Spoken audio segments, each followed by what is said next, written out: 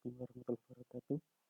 Saat ini akan saya review tentang multimedia learning, multimedia learning dari Richard F. Meyer, bab 1 The Promise of Multimedia Learning.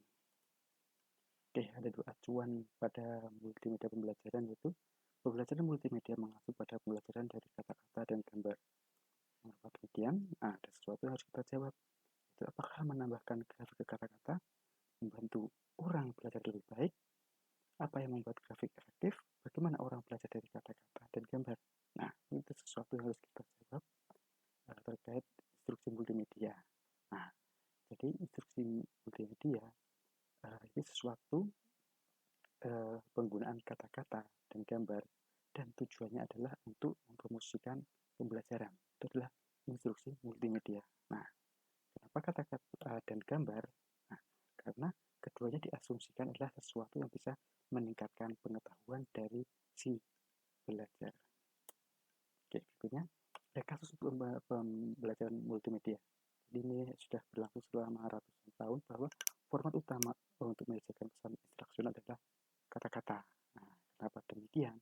Padahal pada diri belajar itu ketika mereka belajar menggunakan kata-kata di gambar, maka pembelajaran itu akan lebih berarti. Nah, karena mereka akan mampu mengkonstruksi pengetahuan dirinya untuk memahami apa yang sedang dipelajari. Oke. Kasus pembelajaran multimedia ada dua saluran yang digunakan, atau maksudnya ada anggapan bahwa dua saluran lebih baik dari satu. Nah, jadi maksudnya tidak hanya gambar atau tidak hanya teks, tapi teks dan gambar. Nah, yang pertama ada alasan kuantitatif. Alasan kuantitatif maksudnya adalah alasan yang menggunakan dua jalan lebih baik. Nah, seperti saat kita berjalan pada dua jalur, nah maka itu saat ada orang yang berjalan juga, maka tidak akan terasa begitu ramai. Nah, tapi di sini adalah yang dipakai adalah gambar dan teks, dengan catatan maksud alasan kuantitatif adalah gambar dan teks adalah sesuatu yang terpisah. Nah, lain dengan alasan kualitatif. Alasan kualitatif ini menyebutkan bahwa gambar dan teks itu ada sesuatu yang berbeda, namun mereka saling mengisi.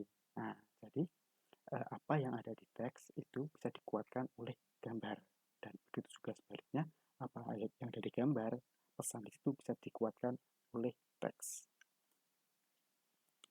Ada tiga pandangan pesan multimedia, yaitu berdasarkan perangkat yang digunakan atau biasa media pengiriman ini, seperti halnya kita komputer, speaker, monitor, dan sebagainya.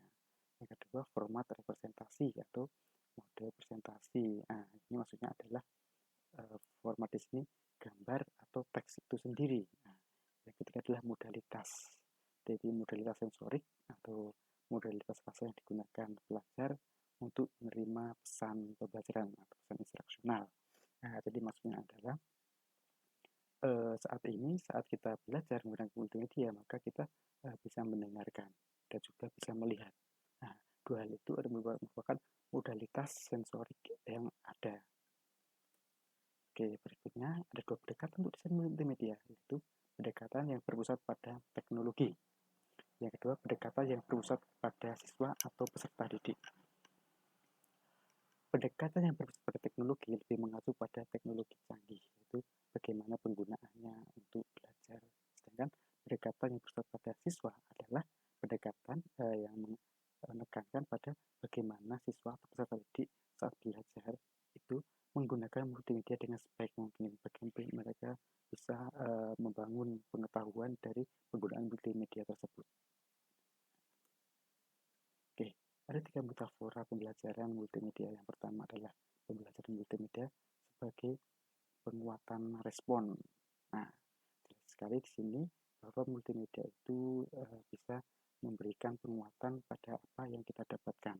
Berikutnya yang kedua, belajar multimedia sebagai perolehan informasi. Nah, di sini multimedia hanyalah sebagai alat ya, alat untuk mengolah informasi ya.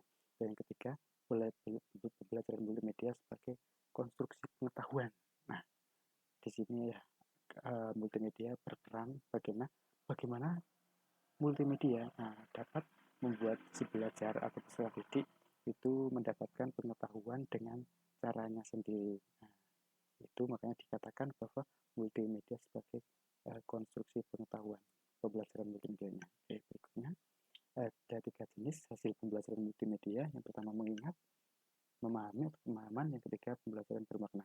Pada tahap mengingat, ini adalah sesuatu yang kurang baik ya. Bahkan di buku itu disebutkan ini buruk. Kenapa di sini adalah retensi saja, pengetahuan kognitif yang hanya sesuatu yang hanya kita hafal. Punya pemahaman. Nah, pemahaman itu kita hafal dan kita hanya istilahnya di situ kurang mengingat kurang, tapi di situ ada transfer informasi bagus. Maksudnya kalau mengingat itu transfer informasi kurang bagus, dengan pemahaman transfer informasi bagus, namun retensinya kurang bagus. Itu maksudnya. Nah, sedangkan yang ketiga pembelajaran bermakna. Pembelajaran bermakna pada pembelajaran bermakna itu kita belajar dan kita mempunyai retensi yang bagus atau ingatan bagus, dan juga kita memiliki transfer informasi yang bagus. Jadi dua-duanya begitu kuat sehingga pada pembelajaran bermakna ini merupakan sesuatu yang sangat bagus. Oke, berikutnya ada 2 jenis belajar aktif. Yang pertama perilaku aktivitas, yang kedua aktivitas kognitif. Maksudnya adalah seperti ini. Ada contoh seorang anak yang diam. Nah, saat diam seolah-olah tidak melakukan apa-apa, tidak belajar. Namun saat ditanya, ternyata anak itu bisa menjawab. Nah, pada saat diam, anak itu berarti punya aktivitas yang tidak begitu kelihatan. Namun di situ ada pembelajaran kognitif yang benar-benar aktif dan benar-benar bisa mengkonstruksi dirinya sendiri untuk mendapatkan pengetahuan dari apa yang dia pelajari saat itu, meskipun saat itu dia sedang diam. Jadi yang ditekan di sini adalah perilaku. Jadi saat kita belajar itu ada aktivitas kognitif, juga ada aktivitas perilaku. Lalu dua tujuan penelitian multimedia adalah yang pertama adalah untuk menguji teori ya. Teori juga ada diuji. Berikutnya yang kedua adalah untuk memberikan kontribusi pada praktik-praktik pembelajaran berikutnya. Itu adalah 2 tujuan penelitian multimedia. Berikutnya, oke, demikian apa yang dapat saya sampaikan tentang bab 1 dari bukunya Richard E. Meyer, dan terima kasih.